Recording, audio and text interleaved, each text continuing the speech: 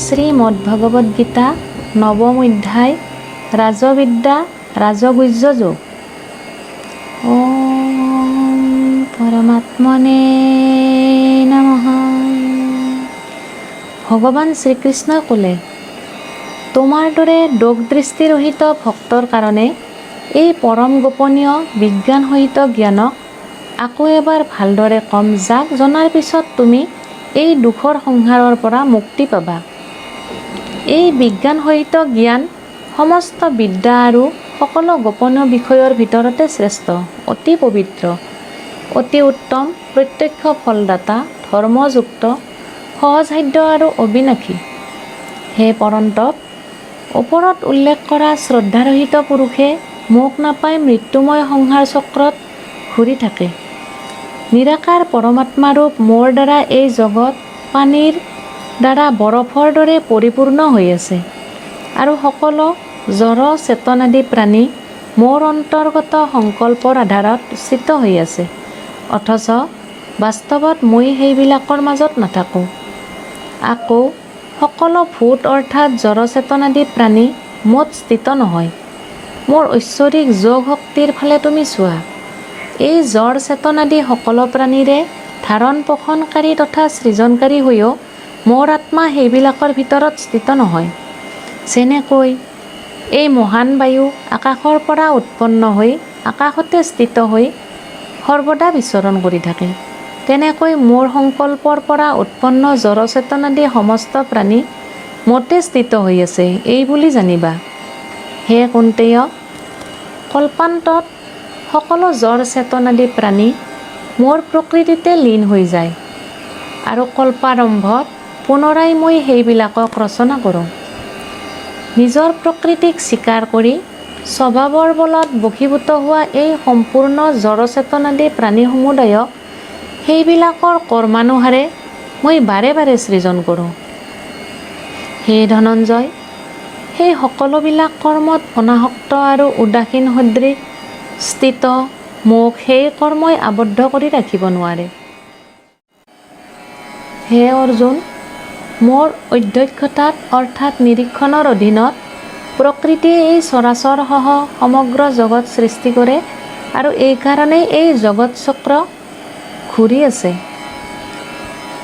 মোৰ শাশ্বত ভাৱক নজনা মূৰ্খবিলাকে মনুষ্য শৰীৰধাৰী সমস্ত প্ৰাণীৰ ঈশ্বৰ মোক তিৰস্কাৰ কৰে আৰু নিজ মায়াৰ বলত মানুহৰ শৰীৰ ধাৰণ কৰি সমস্ত প্ৰাণীৰ উদ্ধাৰ কৰোঁতা মোক সাধাৰণ মানুহ বুলি ভাবে। সেই ব্যৰ্থ আশা, ব্যৰ্থ কৰ্ম আৰু ব্যৰ্থ জ্ঞানসম্পন্ন বিক্ষিপ্ত অজ্ঞানী মূৰ্খজনে ৰাক্ষসী, আসুৰী আৰু মোহিনী প্ৰকৃতিক ধাৰণ কৰি থাকে।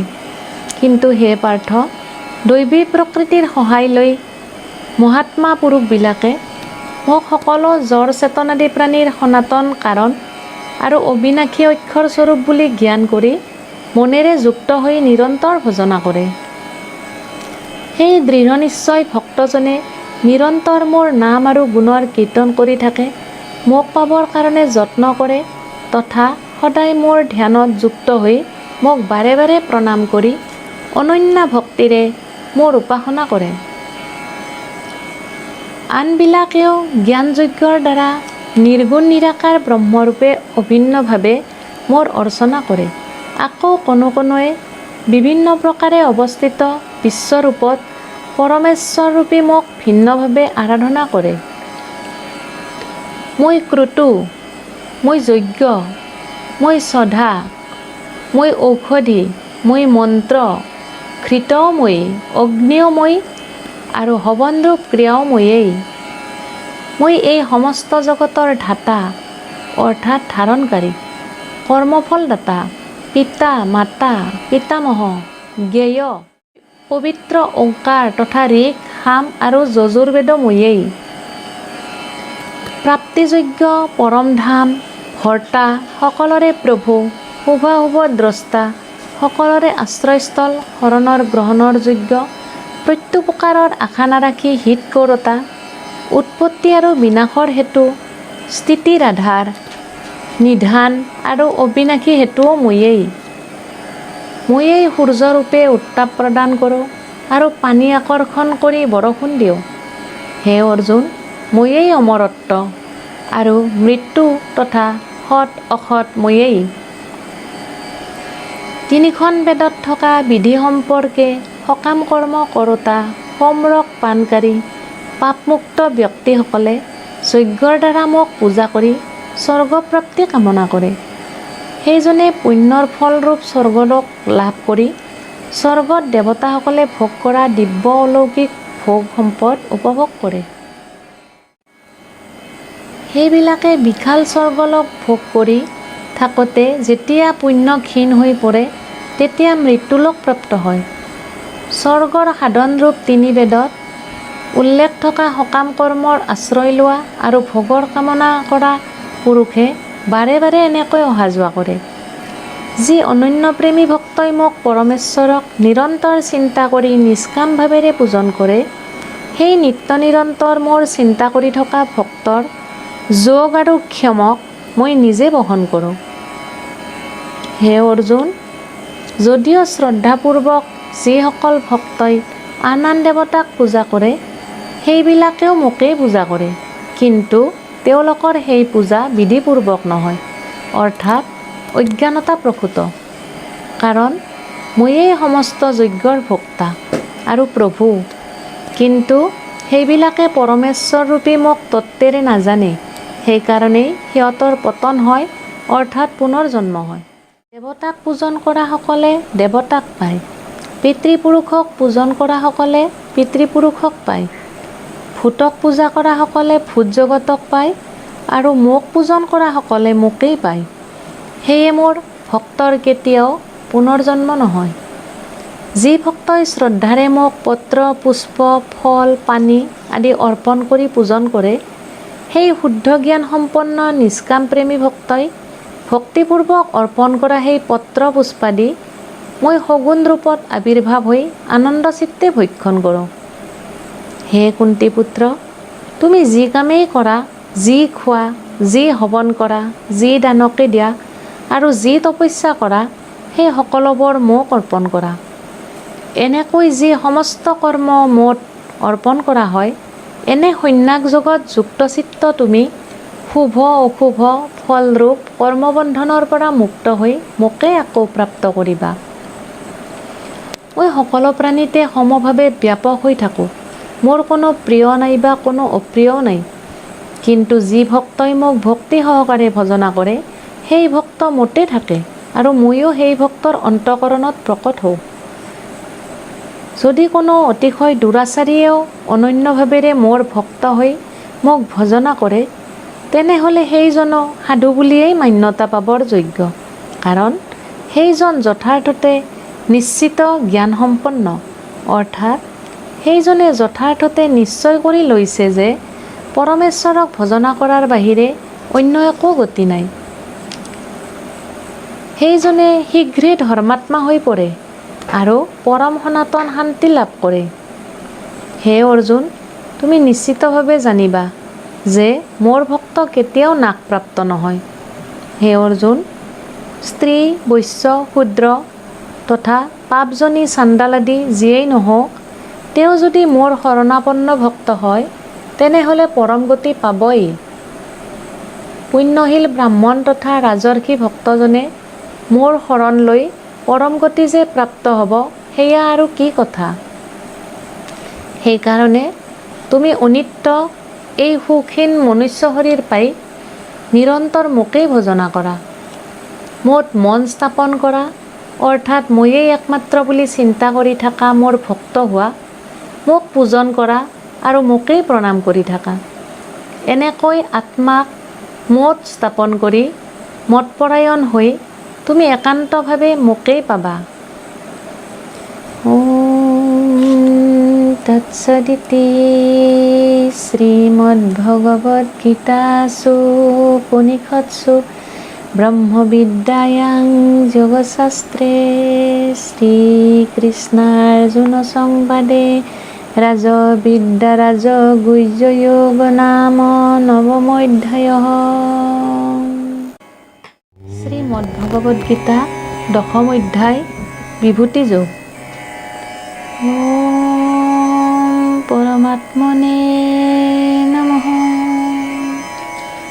ভগৱান শ্ৰীকৃষ্ণই ক'লে, হে মহাবাহু, তুমি মোৰ অতি প্ৰিয়, গতিকে তোমাৰ মংগলৰ বাবে এই ৰহস্যপূৰ্ণ অতি প্ৰভাৱশালী কথা তোমাক মই আকৌ এবাৰ কৈছোঁ, তুমি মন দি শুনা। মোৰ উৎপত্তি অৰ্থাৎ লীলাৰে প্ৰকট হোৱাক ঋষিমুনিবিলাকেতো নাজানেই, দেৱতাসকলেও নাজানে, কাৰণ মই সৰ্বতোভাৱে দেৱতা তথা মহৰ্ষিসকলৰো আদি কাৰণ। যিয়ে মোক অজন্মা, অনাদি আৰু সমস্ত লোকৰ মহান ঈশ্বৰ বুলি তত্ত্বেৰে জানে, সেইজনেই মনুষ্যৰ ভিতৰত জ্ঞানী ব্যক্তি আৰু সেইজনেই সমস্ত পাপ ৰাশিৰ পৰা মুক্ত হয়। নিশ্চয়াত্মিকা শক্তি, যথাৰ্থ জ্ঞান, মূঢ়তাৰ অভাৱ, ক্ষমা, সত্য, সংযতেন্দ্ৰিয়, মনৰ নিগ্ৰহ আৰু সুখ দুখ, উৎপত্তি বিনাশ, ভয় নিৰ্ভয়, অহিংসা, সাম্য, সন্তোষ, তপ, দান, যশস্যা, অপযশ, জ্বৰ চেতনাদি প্ৰাণীবিলাকৰ এই নানা প্ৰকাৰৰ ভাৱসমূহ মোৰ পৰাই উৎপন্ন হৈছে বুলি জানিবা।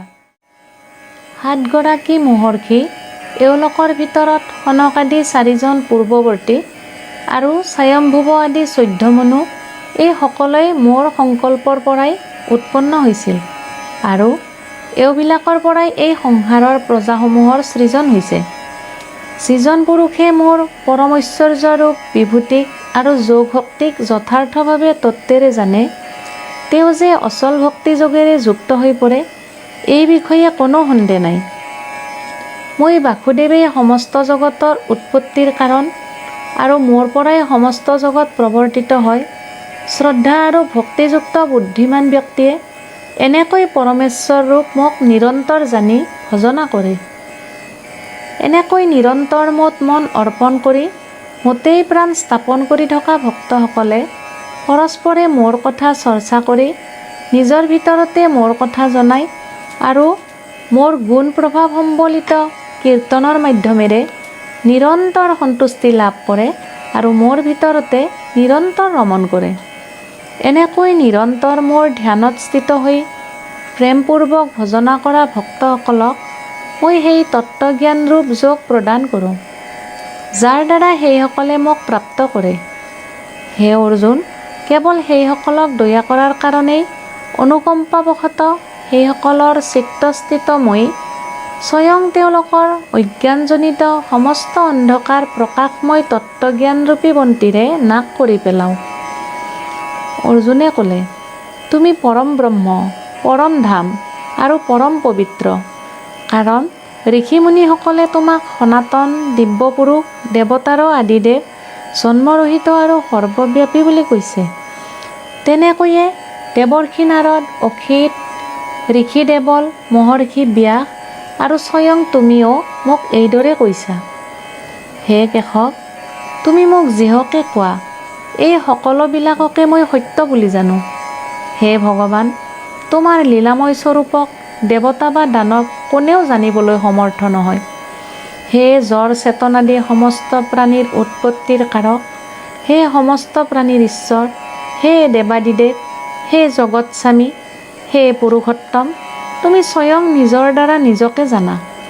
গতিকে তুমি যি বিভূতিৰ দ্বাৰা সৰ্বলোকত পৰিব্যাপ্ত হৈ আছা, সম্পূৰ্ণৰূপে সেই দিব্য বিভূতিবিলাকৰ বিষয়ে ক'বলৈ একমাত্ৰ তুমিয়ে সক্ষম। হে যোগেশ্বৰ, কি ভাবে নিৰন্তৰ চিন্তা কৰি মই তোমাক জানিব পাৰিম, আৰু হে ভগৱান, তোমাক মই কি কি ৰূপত চিন্তা কৰিব পাৰিম। হে জনাৰ্দন, তুমি তোমাৰ যোগ শক্তি আৰু বিভূতিৰ বিষয়ে আকৌ বিস্তাৰিতভাৱে কোৱা, কাৰণ তোমাৰ অমৃতময় বচন শুনি মোৰ তৃপ্তি পলোৱা নাই, অৰ্থাৎ আকৌ শুনাৰ ইচ্ছা থাকি গৈছে। ভগৱান শ্ৰীকৃষ্ণই ক'লে, হে কুৰুশ্ৰেষ্ঠ, মোৰ যিবিলাক দিব্য বিভূতি আছে সেইবিলাকৰ বিষয়েই প্ৰধানভাৱে মই ক'ম, কাৰণ মোৰ বিভূতিৰ অন্ত নাই। হে অৰ্জুন, মই সকলো প্ৰাণীৰ হৃদয়ত স্থিত আত্মা তথা সমস্ত প্ৰাণীৰ আদি, মধ্য আৰু অন্তও ময়েই। মই অদিতিৰ 12টা পুত্ৰৰ ভিতৰত বিষ্ণু আৰু জ্যোতিবিলাকৰ ভিতৰত ৰশ্মিযুক্ত সূৰ্য তথা মই 49জন বায়ুদেৱতাৰ ভিতৰত মৰীচি আৰু তাৰকাপুঞ্জৰ ভিতৰত চন্দ্ৰমা। মই বেদকেইখনৰ ভিতৰত সামবেদ দেৱতাবিলাকৰ ভিতৰত ইন্দ্ৰ, ইন্দ্ৰিয়বিলাকৰ চেতনা অৰ্থাৎ জীৱন শক্তি। মই একাদশ ৰুদ্ৰৰ ভিতৰত শংকৰ, যক্ষ আৰু ৰক্ষ অৰ্থাৎ ৰাক্ষসবিলাকৰ ভিতৰত ধনৰ স্বামী কুবেৰ, অষ্টবসুৰ ভিতৰত অগ্নি আৰু পৰ্বতবিলাকৰ ভিতৰত সুমেৰু পৰ্বত। পুৰোহিতবিলাকৰ ভিতৰত মোক প্ৰধান বৃহস্পতি বুলি জানিবা। হে পাৰ্থ, মই সেনাপতিবিলাকৰ ভিতৰত স্কন্দ অৰ্থাৎ কাৰ্তিকেয় আৰু জলাশয়বিলাকৰ ভিতৰত সমুদ্ৰ। মই মহৰ্ষিবিলাকৰ ভিতৰত ভৃগু আৰু শব্দৰ ভিতৰত একাক্ষৰ ওংকাৰ হওঁ।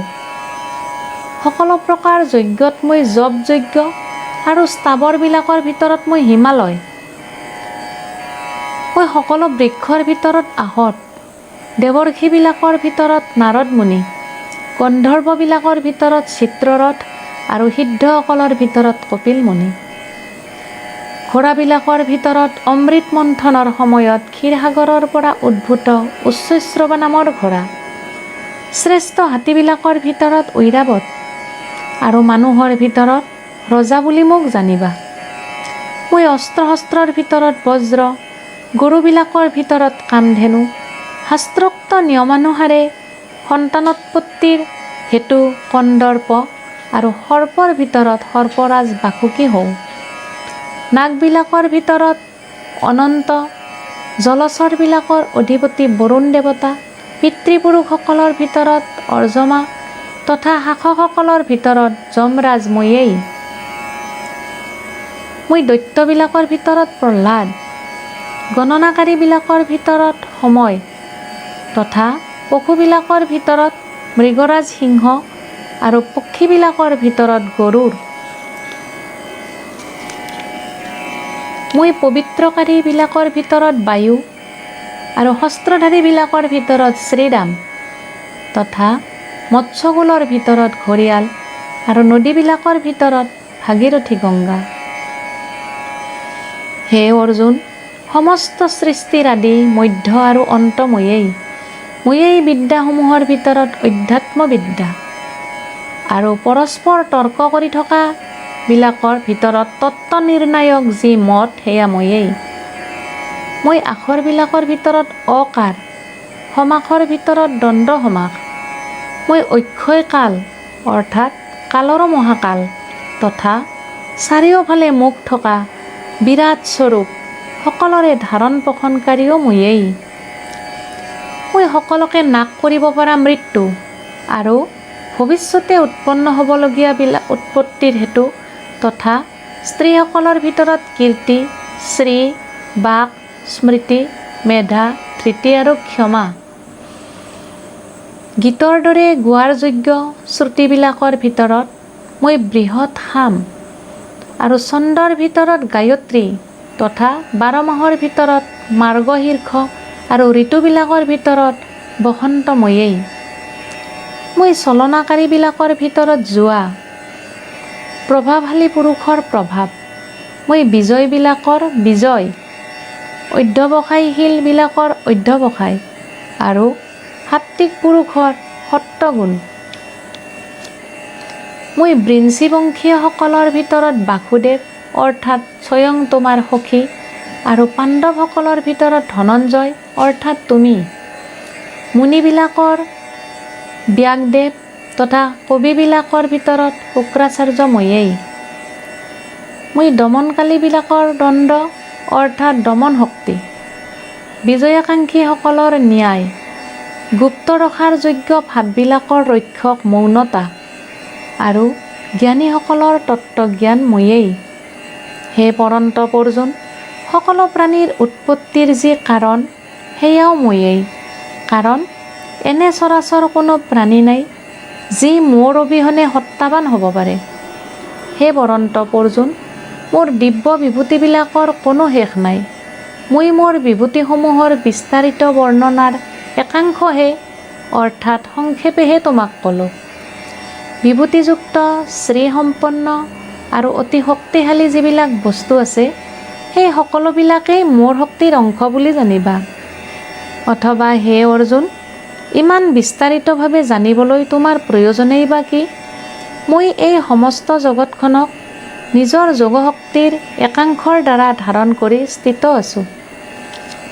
ওম তৎসদিতি শ্ৰীমদ্ভগৱদ্গীতাসু উপনিষৎসু ব্ৰহ্মবিদ্যায়াং যোগশাস্ত্ৰে শ্ৰীকৃষ্ণাৰ্জুন সংবাদে বিভূতিযোগ নাম দশমোধ্যায়ঃ।